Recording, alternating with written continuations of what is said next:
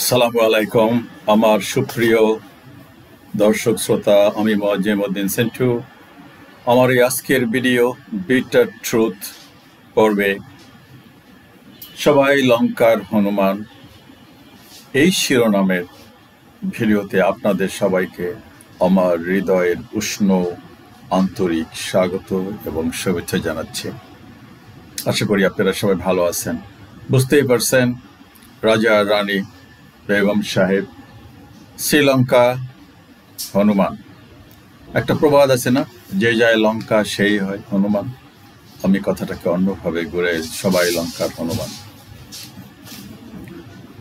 হাতে গোনা কিছু এলাকা বাদে গোটা পৃথিবীতে আজ যুদ্ধ, মারামারি, জাতিগত দাঙ্গা হাঙ্গামা, অভ্যন্তরীণ এবং বৈশ্বিক রাজনৈতিক হিংসা, বিদ্বেষ, বিভাজন, মারামারি আর উত্তেজনার পারদ ক্রমান্বয়ে উপরের দিকে চড়তেই আছে। আমরা মানে বাংলাদেশ এবং জনগণ তো মনে হয় যুগ যুগান্তর ধরে জ্বলন্ত আগুনের কুণ্ডলীর মধ্যেই ছিল। বিগত 5ই আগস্ট যে ঐতিহাসিক ঘটনা ঘটে গেল, এমন ঘটনা শত সহস্র বছরেও সচরাচর সংঘটিত হয় না।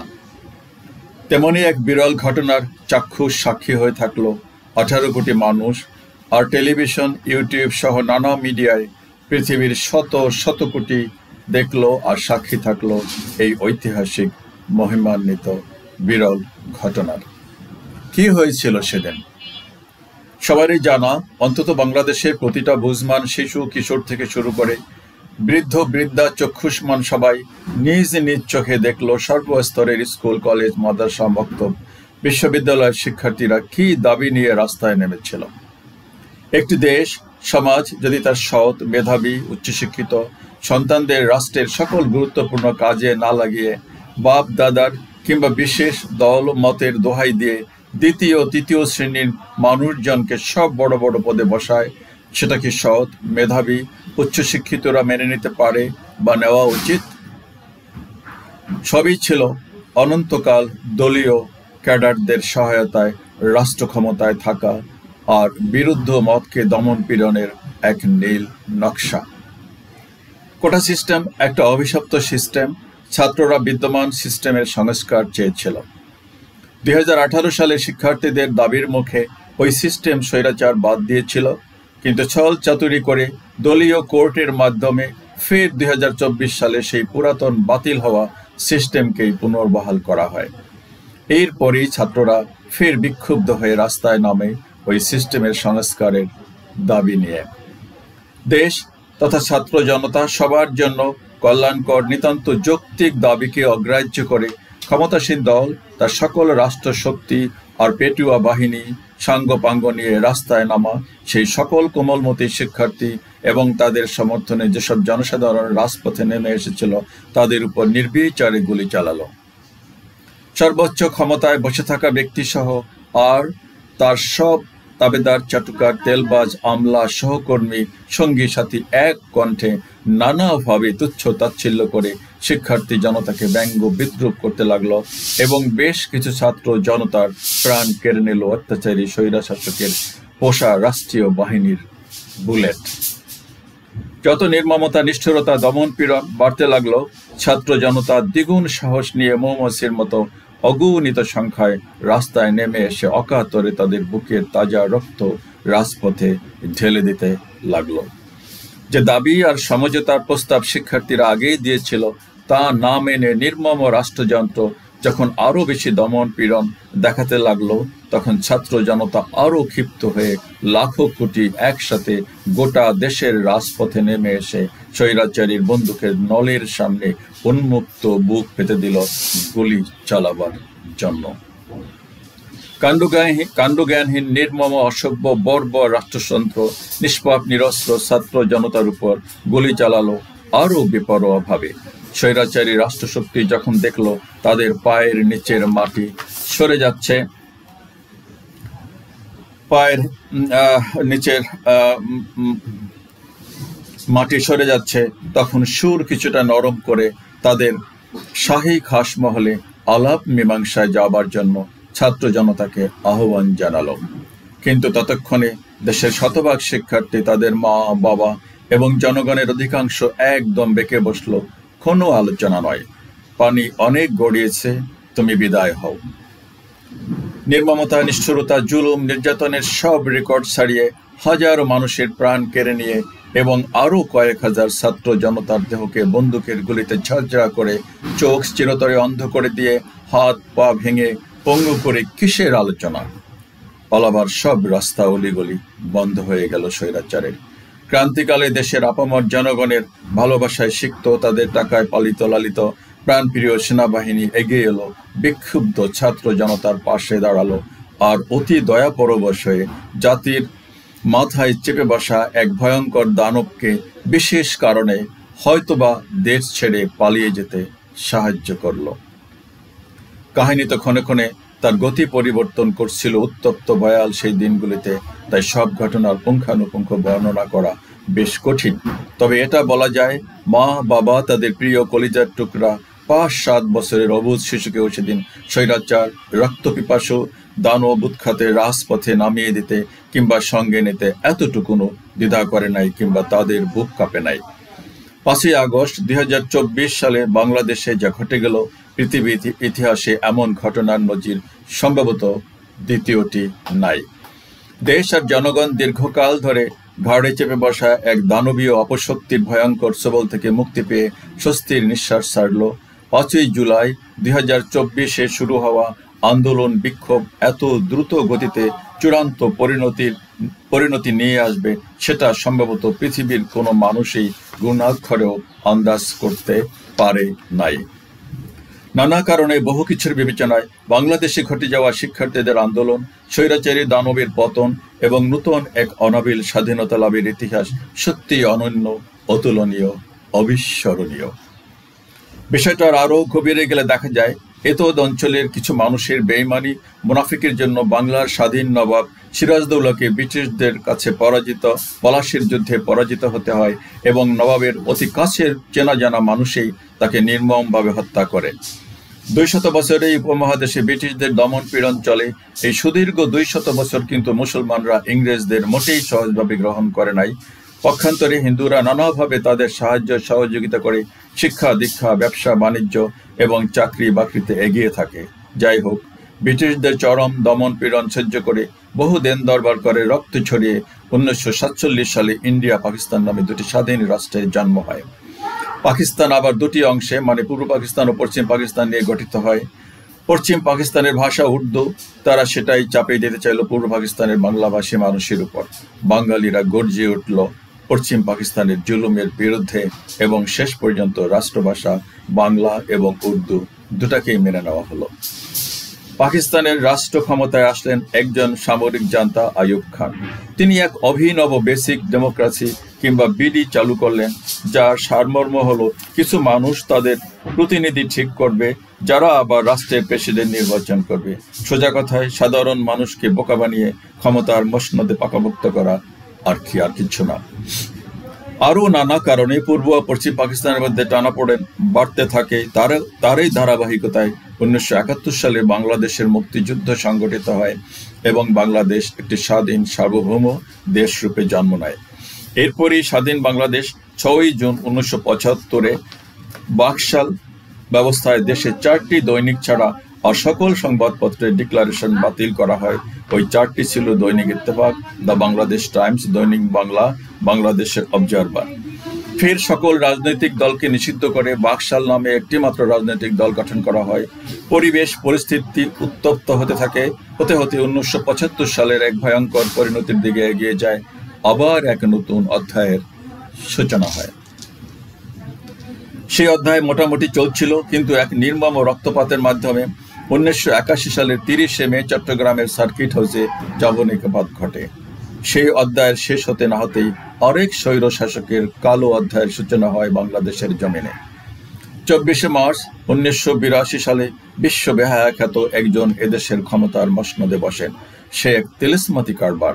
বাংলার সাহসী সূর্য সন্তান শহীদ নূর হোসেনরা বুকে পিঠে গণতন্ত্র মুক্তি পাক, স্বৈরাচার নিপাত যাক লিখে বাংলার রাজপথ সেদিন স্লোগানে প্রকম্পিত করেছিল।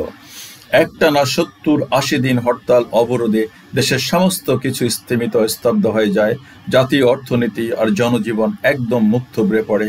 অবশেষে 1990 সালের বিশ্ববেহায়ার গদি উল্টে যায়, আবার আসে আরেক দল ক্ষমতার মসনদে। শুরু হয় বঙ্গভবন, গণভবন, সংসদ ভবন বাদ দিয়ে তথাকথিত বহুল আলোচিত বিশেষ ভবনের রাজনীতি। মানুষকে বলতে শোনা যায় কি করে ভাঙ্গা সুটকেস থেকে বের হয় কোটি কোটি টাকা আর বিশাল বিশাল ব্যবসা বাণিজ্যের মুখরোচক খবরাখবর। না, জনমানুষের ভাগ্যের চাকা যেখানে যে অবস্থায় ছিল সেখানে স্থবির হয়ে থাকে। সত্যি কথা বলতে কি, যে যায় লঙ্কা সেই হয় হনুমান। আসলে কোনো দেশ বা সমাজে যাহা কিছু উন্নতি অগ্রগতি সাধিত হয় সেটা শতভাগ, আমি বলছি আবারও বলছি, শতভাগ জনগণের টাকা আর সহায় সম্পদের দ্বারাই সম্পাদিত হয়। বরং যে বা যারা রাজনীতি করে তারা জনগণের টাকায় ভোগবিলাস, আনন্দ ফুর্তি করে, ক্ষমতার দাপট দেখায় এবং জনগণের টাকায় কেনা অস্ত্র গোলাবারুদ জনগণের বিরুদ্ধেই ব্যবহার করে। ইতিহাস এটাই সাক্ষী দেয়, আমার নিজের সচক্ষে দেখার অভিজ্ঞতাও এটাই। ক্ষমতায় যাওয়ার আগে সব কালাকানুন বাতিল, দ্রব্যমূল্য কমানো, ঘরে ঘরে চাকরি, 10 টাকায় চাউল খাওয়ানো, দুর্নীতি ও জুলুম নির্যাতন মুক্ত দেশ, বিচার বিভাগের স্বাধীনতা, মানবাধিকার, সাম্য আর সুবিচার সহ কত যে সুমধুর বয়ান আর অঙ্গীকার। মশা, যানজট, জলাবদ্ধতা, ময়লা আবর্জনামুক্ত তিলোত্তমা রাজধানী উপহার দেবার গাল ভরা বলি গোটা জীবন শুনে আসছে। বাট ক্ষমতার মসনদে বসে সব কিছুর ঠিক শতভাগ বিপরীত কাজ করতে দেখলাম সব শাসক দলকে। কেউ যদি দ্বিমত পোষণ করেন তবে অবশ্যই কমেন্ট করে জানাতে পারেন আমাকে কিছু গালিগালাজ আর তকমাও দিতে। আমি আলহামদুলিল্লাহ বলে সানন্দে গ্রহণ করব সব কিছুকে। কিছুদিন যেতে না যেতেই উত্তপ্ত হয়ে উঠল আবার বাংলার রাজনীতির ময়দান। ঘনিয়ে এলো 111 নামের এক কালো অধ্যায়। কি সেই কালো অধ্যায়? সংসদ নির্বাচনে তত্ত্বাবধায়ক সরকার ও নির্বাচন কমিশন গঠন নিয়ে রাজনৈতিক দলগুলোর মধ্যে অনাস্থা সৃষ্টি হওয়ার প্রেক্ষাপটে 2007 সালের এই দিনে দেশে জরুরি অবস্থা জারির পর বাংলাদেশ ব্যাংকের তৎকালীন গভর্নর ডক্টর ফখরুদ্দিন আহমদের নেতৃত্বে সেনাবাহিনীর সমর্থনে তত্ত্বাবধায়ক সরকার গঠন করা হয়। সেই সময় রাষ্ট্রপতি ছিলেন অধ্যাপক ইয়াজউদ্দিন আহমেদ। তত্ত্বাবধায়ক সরকারের বিভিন্ন কর্মকাণ্ডের বিরোধিতা করে সদ্য বিদায় নেওয়া স্বৈরাচারী দল গণ আন্দোলন গড়ে তোলে। এই অবস্থায় 2007 সালের 22 জানুয়ারি নির্বাচনের তারিখ ঘোষণা করা হয়। উল্লেখিত দলটির নেতৃত্বাধীন মহাজোট নির্বাচনে অংশগ্রহণের প্রস্তুতি নেওয়ার পাশাপাশি অবাধ, সুষ্ঠু, নিরপেক্ষ নির্বাচন নিশ্চিত করতে আন্দোলন অব্যাহত রাখে। এক পর্যায়ে তারা নির্বাচন বর্জনের ঘোষণা দেয়। এই পরিস্থিতিতে দেশে জরুরি অবস্থা ঘোষিত হয়। তত্ত্বাবধায়ক সরকার ভেঙে দিয়ে সেনাপ্রধান জেনারেল মঈন ই আহমেদ আলোচনার কেন্দ্রবিন্দুতে চলে আসেন এবং তিনি এক অনুষ্ঠানে 11 জানুয়ারির জরুরি অবস্থা জারির বিষয়টিকে 111 বা 1-11 নামে আখ্যায়িত করেন। সেই থেকে এটা 1-11 নামে পরিচিত। জরুরি অবস্থায় সব রাজনৈতিক কর্মকাণ্ড অনির্দিষ্টকালের জন্য স্থগিত ঘোষণা করা হয়। শুরু হয় রাজনৈতিক নেতাদের ধরপাকড়। দুর্নীতিসহ বিভিন্ন অভিযোগে দায়ের করা মামলায় প্রধান 2 রাজনৈতিক দলের শীর্ষ নেতা, কর্মী, ছাত্র, শিক্ষক, ব্যবসায়ী সহ অনেকেই এই সময় গ্রেপ্তার হন। ওই সময় 2 নেত্রীকে রাজনীতি থেকে বাদ দেওয়ার জন্য -2 ফর্মুলা বহুল আলোচিত হয়। রাজনৈতিক কর্মকাণ্ড নিষিদ্ধ করা হলেও দ্রুত নির্বাচনের দাবিতে বিভিন্ন দিক থেকে ক্ষোভ বিক্ষোভ শুরু হয়। এক সময় নির্বাচনের তফসিল ঘোষণা করে ও ঘরোয়া রাজনীতির অনুমতি দেওয়া হয়। এরপরেই 2 দলের শীর্ষ নেতা সহ অন্যান্য নেতারা মুক্তি পান। প্রায় 2 বছর পর 2008 সালের 29 ডিসেম্বর নির্বাচন অনুষ্ঠিত হয়। নির্বাচনের মধ্য দিয়ে বর্তমান পতিত স্বৈরাচার সরকার গঠন করে। যারা সজাগ, সচেতন, খবরাখবর রাখেন মিডিয়ায় নিয়মিত, তারা আশা করি নিকট অতীতে কেমন চলেছে দেশ সমাজ, কেমনে আজকের অবস্থানে আসলো সে বিষয়ে কম বেশি সবাই জানেন। তবে আমরা কেউ জানি না আগামী সকাল কেমন হবে।